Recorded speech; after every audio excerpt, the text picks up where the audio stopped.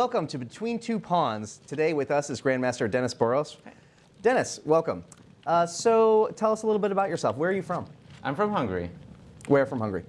In Budapest. Obviously. Budapest. Ah, nice. Yeah. Okay, obviously. Not from rural Hungary. Well, part of my family is from the rural side, but I was born in Budapest. So. What's the chess culture like there? Oh, it's a big chess culture there. Like, Hungary was the first nation to actually defeat the Soviets. Oh, really? Actually, maybe not. But in 1978, we defeated the Soviets. Nice. And became the Olympic champions. And so did you grow up there? Yes. And when did you move here? I moved here in around 2010. To go to school? Yes. At Texas Tech and then Webster. Got it, got it. And what's your degree in? Psychology. Ah, psychology. So maybe later we can talk a little bit about the psychology of chess, but right now, since it's topical, what are your thoughts on the World Championship? Just ended. Well, it was very exciting, and I felt that Caruana was very close to becoming a world champion.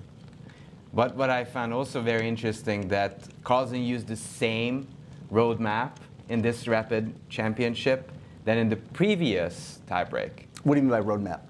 Meaning he had a plan, a pre-plan for this tiebreaker. And if you put together the last games, both of them, the last game of Carlsen playing Caruana in the last round and Karyakin playing black against Carlsen, you'll see he plays the Marozzi. Interesting. And he always does that in the last round. Well, the reason is probably because he wanted to have a solid position, and it did work out well in both games. So there's been a lot of talk about the tie breaks and the classical, and what are your thoughts on what would you change if you were an organizer? I would definitely reverse the order. I know this was mentioned before by many good players like Emil Sutovsky, Kramnik, and I totally agree with it because I think chess should be celebrated by winning a classical championship and not the rapid part. Why do they even include rapid and blitz? It seems like an odd thing to include. It's not like you play the World Series and then you play 9 innings and then if you're tied that you would switch to a different version or a different game. Why do you think they include that at all? Yeah, I think that's kind of weird.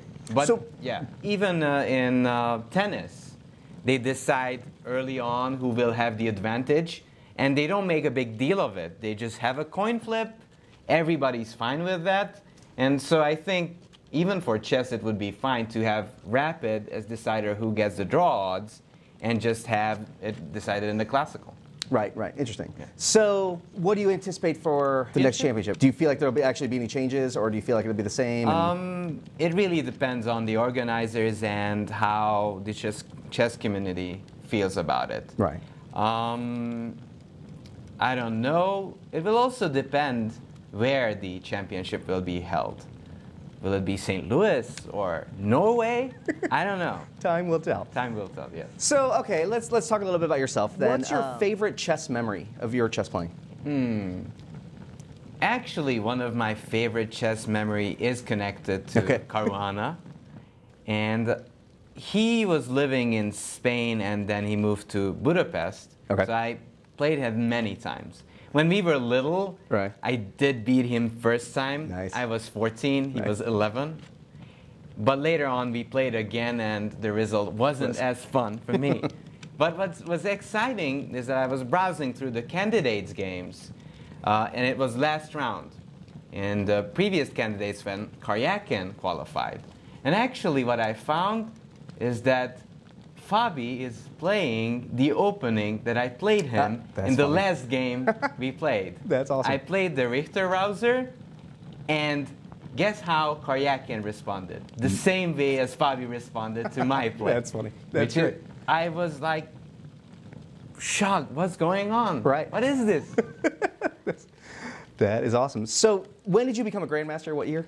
I became a Grandmaster at age 21. I'm not sure about the year. How old are you now? I'm 30. Okay. So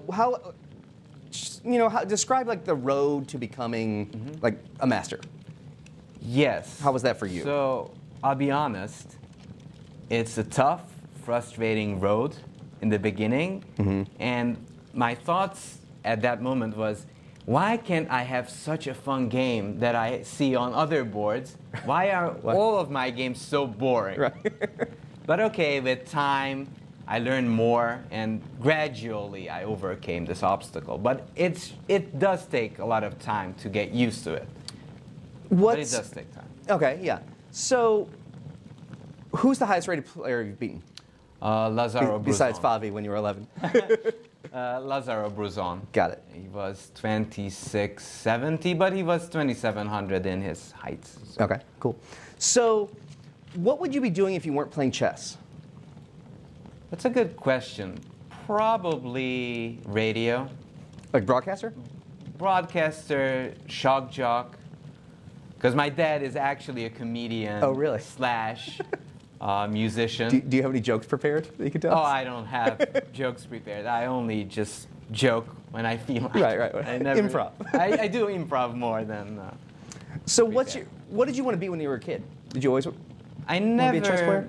never thought about it too actively. I always was drawn to chess. Really? What do you attribute that to? My brother. My brother was one of the best juniors in Hungary in the 80s. And he had chances to qualify, and he came third in the Hungarian championship in the junior section, but he became a lawyer instead. But he always had a huge love for the game. Right. And he showed me lots of books about Kasparov and the Polgars. So I knew a lot about these great players even before I started. Speaking of those two, do you still get like starstruck around them, especially in St. Louis when all these people are here? Do you get like that, or are you comfortable with them yet, or is it still, you know? Yes, I mean, with some I got comfortable with, but to be honest, when I meet Judith Polgar, I always get starstruck. Yeah, that's awesome. Well, even with Gary too, like he's just as intense casually in one-on-one than he is, you know, in front of everybody else. It's an interesting dynamic and also there. Judith is disarming, so Yeah. it's just great to meet her. Nice. What's your favorite tournament to watch in St. Louis? I do love these close tournaments. Though. Yes. I do love watching these close tournaments here and even playing them. Because, believe it or not, even compared to other close tournaments, it has way more decisive results. And I love the mix of older GMs and young upcoming talents playing each other, because for some reason there's no love between them, and they play forever, and you get exciting games. Right. Huh. So another kind of off-topic question: what's your favorite game besides chess?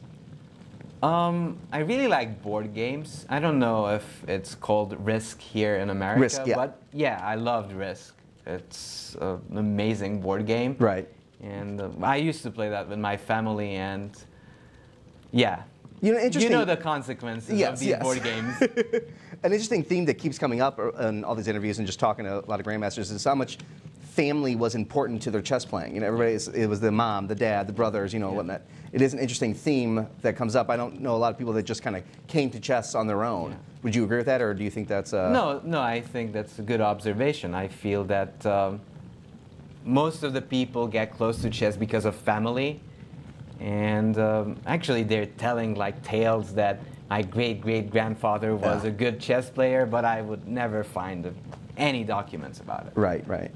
So what do you do in your free time when you're not playing chess?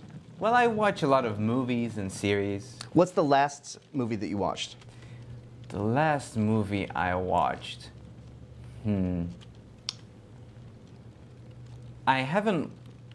don't remember what I watched last time, but I'm planning to watch the Freddie Mercury movie. Bohemian Rhapsody, yes. Who are your top 3 bands? My top 3 bands? I love Tom Petty and the Heartbreakers, and obviously it's closely related. I love Traveling Wilburys. And that's like plenty of musicians. And I feel like that's the last real supergroup. I don't really think that happened since then, but anyway, go ahead. Yeah. Actually, when you said supergroup, that reminded me of Cream. Right. And Cream is also amazing, but I haven't heard of Cream is great, yeah. For a while. So what else do you do besides, that kind of stuff? Do you read a lot? Yeah, I read. Usually I browse and surf the internet about and learning more about what's going on in the world. But I'm always interested if there's new biopics coming up, just like this Freddie Mercury movie. Also, I kind of see, and when I looked at Malik playing Freddie, I was amazed. I can't decide if is this an old photo or is it actually Malik?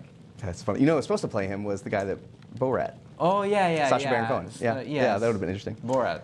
So, shifting topics again. Back to you said you got a psychology degree. Yeah. Does that help with chess at all? Do you feel like, or what concrete things can you take from that education to put into your chess game? Yeah, definitely it helps you to have a psychological understanding of the game, and I think that was kind of a little bit of a difference between Carlsen and Fabi and Carlsen Karyakin. Because Carlsen had it all laid out. He knew what he's going to do in the upcoming 4 games, and he was just following that plan. And I felt that, for example, Karyakin was more guessing what he's supposed to do, while Carlsen just knew, okay, now I'm in the lead, okay, let's play steady positions. Right. And what was very exciting is he knew what he wants to do, and then he reached it. Like if you remember the last game between Carlsen and Caruana, Caruana chose the c5 e6 Sicilian, but Carlsen's knowledge is so vast that he knew that there's a move like c4 there, which transposes into a more closed Marozzi type of structure.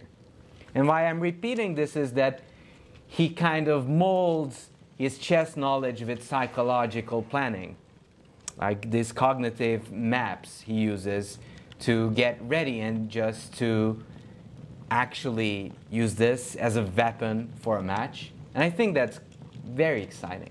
So do you think there's enough of that at the, do you think that's important to know it like at the lower levels of chess? Like obviously that's, you know, high level, they need those kind of strategies and whatnot, but should people be integrating that now when they're playing, the 1500s, the 2000s? I think it's good if you follow a set of plans, because then you can improve. Let's say, for example, I know that Carlsen played the Sveshnikov when he was much younger.